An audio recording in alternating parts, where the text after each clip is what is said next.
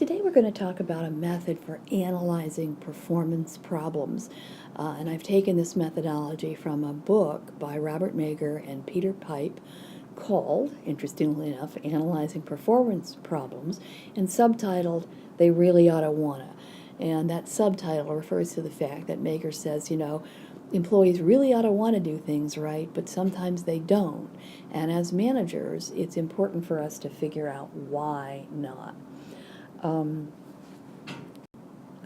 Originally, Mager and Pipe wanted to help companies save money on training expenses because they felt that in many instances employees were being trained who actually didn't need training at all, and that was an expense that companies didn't need to have to deal with. But I think this methodology offers many more interesting lessons to managers and supervisors, and if followed, I think can really make a difference in the speed and the accuracy with which we address performance issues. As we go through the method, I'd like you to think of someone in your life, preferably a current employee, who is not performing up to expectations. If you can't think of a current employee, a former employee, colleague, or even friend or family member will do. Teenage children often present interesting cases, and then when we get together, we'll talk about the cases, but we won't use any names.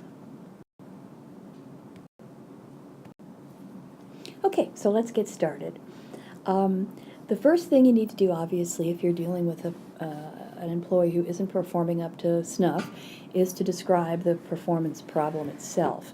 And I'm going to invent a scenario for us. Let's say we've got an employee named Joe, and he's always at least a day late in submitting data from his team that will then be used in the unit report.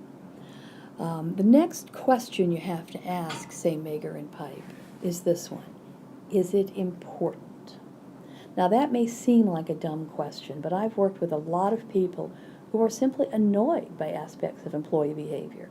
But if they were honest with themselves, they'd realize that their complaint is just not all that important in the scheme of things. Often what annoys us is how the employee accomplishes the task, even when he or she actually meets the goal. So it's important to ask this question and be completely honest about the answer. I have a friend who puts it this way: is this a ditch I want to die in?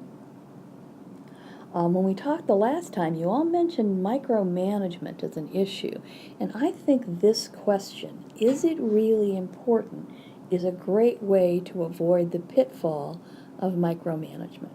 So if whatever the employee is doing is just not that important, then Mager says we ignore it. If it is important, then the next thing we have to ask ourselves is it a skill deficiency? In order to figure out whether or not an employee actually has a skill deficiency, Mager says, ask yourself this question. Could he do it if his life depended on it? If the answer is no, then you know you're dealing with a skill deficiency. If you came up to me and you said, solve this problem in analytical calculus or I'll shoot you, I'd have to say, go ahead and shoot me, because I don't know how to do that. I have a skill deficiency when it comes to calculus. On the other hand, if I could do it, if threatened, that means I know how to do it, and that makes for a very, very different sort of scenario.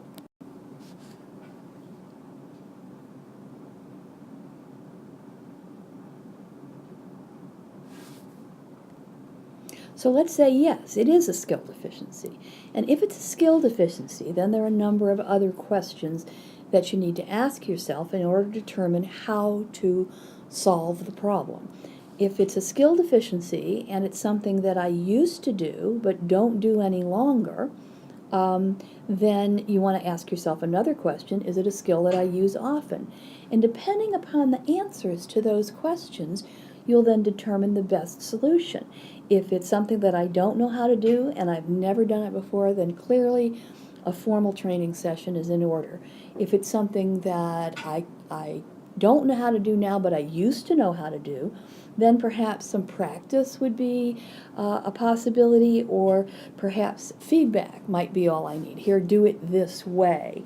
But those are some possible ways to deal with a skill deficiency. So once we've determined that a problem is not the result of a skill deficiency, then Mager suggests there's still a number of questions that we have to ask ourselves. The first one is good performance punishing?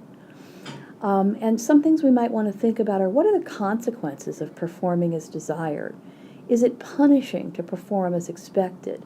Do employees perceive desired performance as being geared to penalties in some way? Would the employee's world become a little dimmer if the desired performance were attained? One particularly interesting way in which organizations sometimes make good performance punishing is that they tend to load extra work on the people who are the best performers. So if I do a good job, I'm always on time, it's easier to have me do the job than it is to ask someone else to do it. And so the next thing you know, I'm completely overloaded. And let me give you another example outside of the workplace where good performance is sometimes punished, and that is in school. In certain cultures, in certain schools, students who perform very well, very bright students, can often be picked on and teased by their peers. And that, in fact, that punishment may in fact lead them to perform less well in school. Whatever the cause of the good performance being punished, however, the solution, if possible, is to try to remove the punishment. The next question we have to ask is non-performance rewarding? And often that's the other side of the coin of performance being punishing. If I don't do what I'm supposed to do, eventually perhaps people simply stop asking, and so now I don't have to do it at all. Someone else picks up the slack, and I've been rewarded for my poor performance. And again, if you think of the school example, a student who loses out in good grades may be rewarded for his poor performance by gaining friendship or praise from his peers. So here's some questions you can ask yourself about non-performance being rewarding. What do employees get out of the present performance in the way of reward or prestige or status? Do employees get more attention for misbehaving than behaving? What event in the world supports the present way of doing things?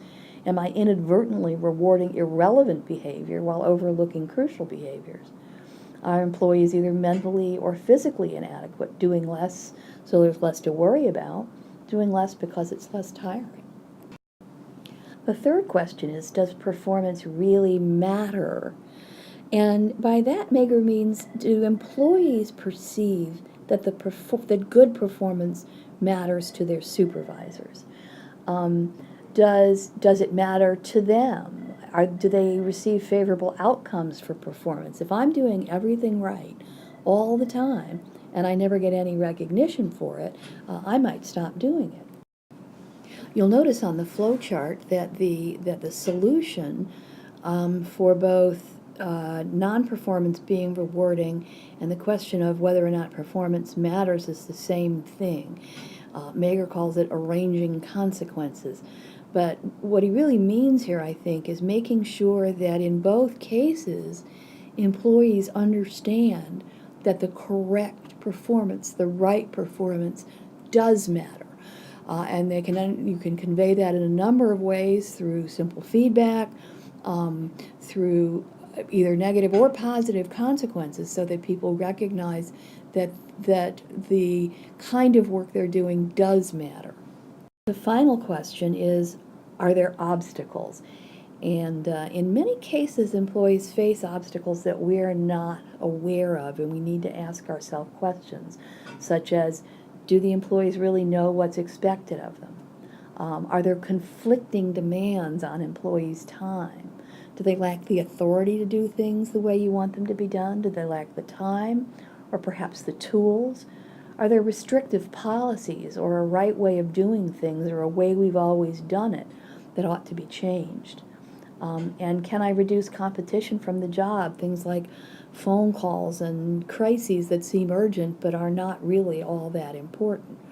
If we determine that obstacles are getting in the way of the kind of performance that we're looking for, then the solution is to look to see which and how many of those obstacles can be removed. With these questions in front of you, I want to tell you a story that happened to me, and that will show you some of the power of Mager's analysis.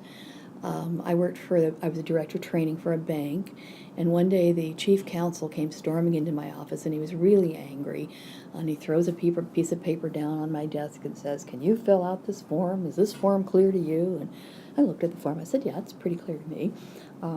And I talked to him to find out what he was angry about, and he kept saying, "You've got to train them. You've got to develop a training program for these employees." And I said, "Well, all right, now, well, slow down and tell me what the problem is." Well, the problem was that the employees in question were people who made decisions about whether or not to give applicants consumer loans. So I apply for a loan, for example, to buy a car, and these were the people who looked at my credit record and all kinds of things and determined, yes, I would be given the loan, or no, I would not be given the loan. And actually by law, they were required to answer 2 questions if a person was turned down for a loan. The first question was, where did you get the information to determine whether or not to give this person a loan? And they could answer that question simply by checking a box on the form. And 99.9% of the time, the box they checked was the Toledo Credit Bureau. So they got the information to determine that they would not give you a loan from the Toledo Credit Bureau. But they were also supposed to check another box by law. And that box was, why did you turn this person down for the loan? And they were not checking that box, and evidently some 5,000 of these things had gone out with that box unchecked, and so the bank was in violation of some sort of federal banking law, and the chief counsel obviously was very angry.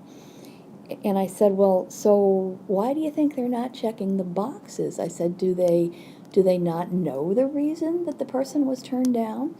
And the reason could be something like they were overcommitted. They had too many loans outstanding already. Or it could be they'd been through bankruptcy. I mean, there were a number of boxes that they could have checked. And he said, "No, yeah, they know the reason. They're the ones who make the decision. So it isn't like they don't know the answer to the question. Of course they know the answer to the question." And so as we talked, I'm asking some of these questions. And as it turned out, there were no consequences at all to those employees for not checking the box on a day-to-day basis. No supervisor looked it over before it went out.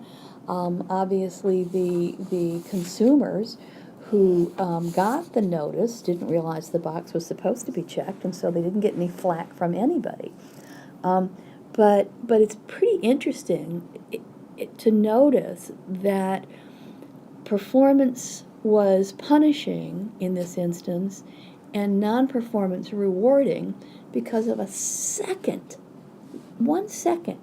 saved that it would have taken them to check that box. So, it's a pretty interesting case from the point of view of analyzing why people don't do things, and the very tiniest rewards or punishments can move a person off center, if you will. In any case, we didn't do a training program because I couldn't figure out how I was going to do a training program to teach people to check a box they already knew they were supposed to check.